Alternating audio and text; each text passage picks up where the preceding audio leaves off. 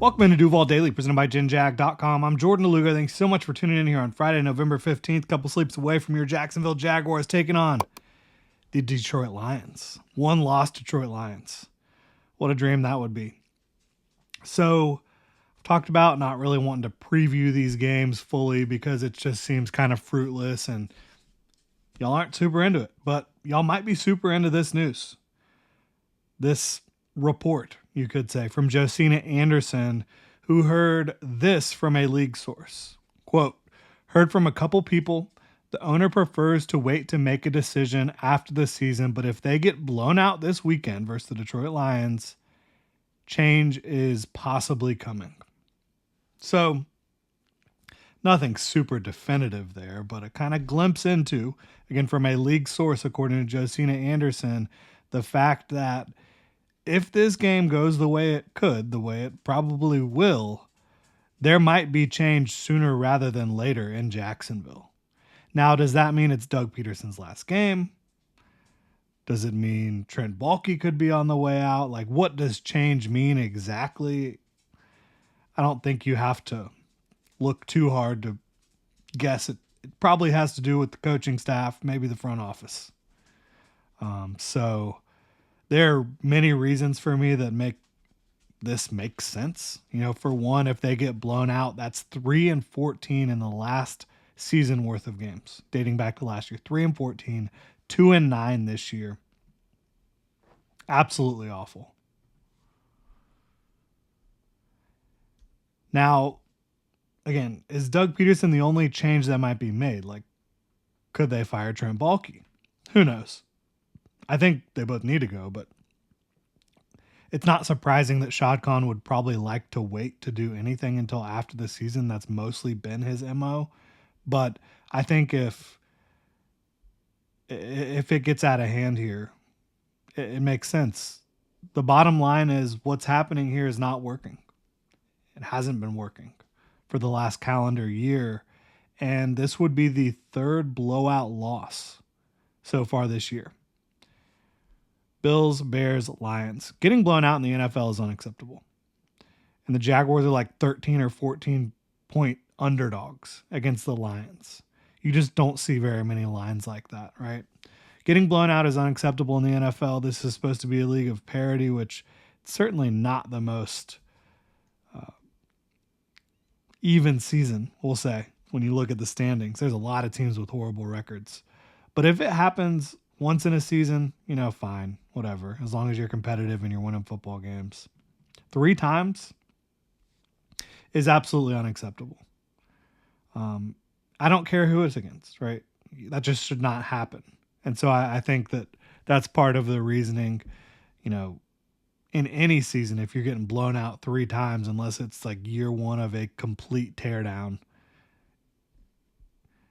it should not be happening. But Lions and Bills, if you get blown out by those teams, kind of understandable for it to happen to one of those teams. Again, you shouldn't get blown out twice in a year. But getting blown out when you're 2-8, you said that this football team is the best team you've ever assembled here in Jacksonville. Getting blown out for the first time in Doug Peterson's tenure, officially have a losing record. You know, getting to that 9-loss point would mean that the best you can be is 8-9, which of course they won't finish 8-9. I don't think they'll get close to that. But that would just be embarrassing. And this season has been embarrassing, right? It absolutely has been. The most embarrassing loss, looking back at it, and like one of the reasons really that this season couldn't have gotten turned around, that this season didn't get turned around, that loss to the Bears in London, that offensive coordinator is now unemployed, Shane Waldron. They dropped 35 on you. Your defense was listless against the Chicago Bears. That is a football team that since they put 35 points on you, they've played 3 games. They have scored 15 points, 9 points and 3 points. In the last 3 games, after they put 35 on you, they have not even eclipsed 35. They haven't eclipsed 30. Their offensive coordinator has been fired. And they made your defense, and I know Ryan Nielsen's the defensive coordinator, but they made your defense, Doug Peterson, Trent Baalke, the entire Jaguars organization, they made that defense look pathetic. And yes, there was injuries. Every team's dealing with injuries. It's pathetic. It absolutely is.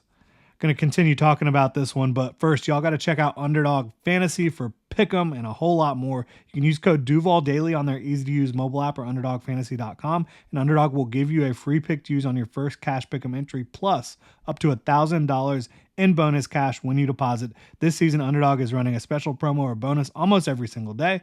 Like Profit Boost, you can pump up your winnings in just a tap when you apply the boost to eligible entries. There are tons of options for Jaguars and Lions to look at. Maybe you want to look at Tank Bigsby.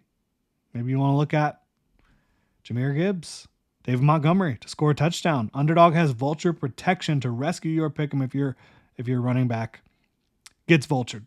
That's Underdog Fantasy, promo code Duval Daily to claim your new customer special of a free pick and your deposit offer. Must be 18 plus, 19 plus Alabama and Nebraska, 19 plus in Colorado for some games, 21 plus Massachusetts and Arizona, and present in a state where Underdog Fantasy operates. Terms apply. Void in Colorado. Concerned with your play, call 1-800-GAMBLER or visit www.ncpgambling.org. Arizona, 1-800-NEXT-STEP. That's 1-800-639-8783 or text NEXT STEP to 53342. New York, call the 24/7 Hope line at 1-877-8-OPEN-Y or text OPEN-Y 467-369. Shout out to Underdog Fantasy. So, yeah. Firing a coach, a general manager, it is tough, but it does need to be done. In my opinion, regardless of what happens this weekend in Detroit, it needs to be done. And it's a bottom line business. The bottom line is this season, last season, utter meltdowns, completely embarrassing. Can't have it. You cannot be in year 2 after making the playoffs in year 1 and be 8-3 and completely fall off and then follow it up by going 2-9. They had a 99% chance to make the playoffs last year and they didn't make the playoffs. At the time, it was easy to chalk it up to injuries. And there were a lot of injuries. There were. But now? No. Now this is beyond, oh, well, they were injured at the end of last season. There is a systemic problem within that organization. It needs to be fixed. And in order for things to change, they're going to have to tear it down at the top. General manager, coach, all that stuff. Doug Peterson, he's mismanaged the offense many times this year, and I still like Doug despite his disrespect for the media and fans at times this year. I think it just is, being a little upset in the heat of the moment. But he's got to go. It's not working. Bottom line business, it is not working.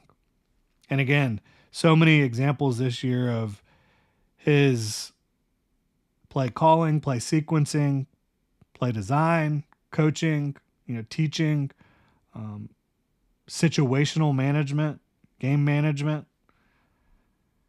So many times where it's just been lacking. And what's worse about that is the Jaguars, if every one-score game that the Jaguars were in this year went the other way, the Jaguars would be 8-2. I'm not saying this should be an 8-2 football team. It shouldn't be. But I think if Doug had managed these situations just a little bit differently, specifically against the Dolphins, against the Texans, the Jaguars should be sitting here with, at least 4 or 5 wins instead of 2. And if you're sitting here with 5 wins in 10 games, you have every opportunity to compete, right? So, mismanagement. is awful. And then Trent Baalke has mismanaged so many different things throughout his career, not just in Jacksonville, but in Jacksonville. The roster management, we've talked about it, has been horrible. Relationships, many other areas of his job just lacking, in my opinion. Again, I do like Doug. I think he's a good person. I think that he is a good coach that has just kind of lost his way this year. And unfortunately, when that happens, for whatever reason, you can't just stand pat. And I do think that his offense is a little stale, a little dated.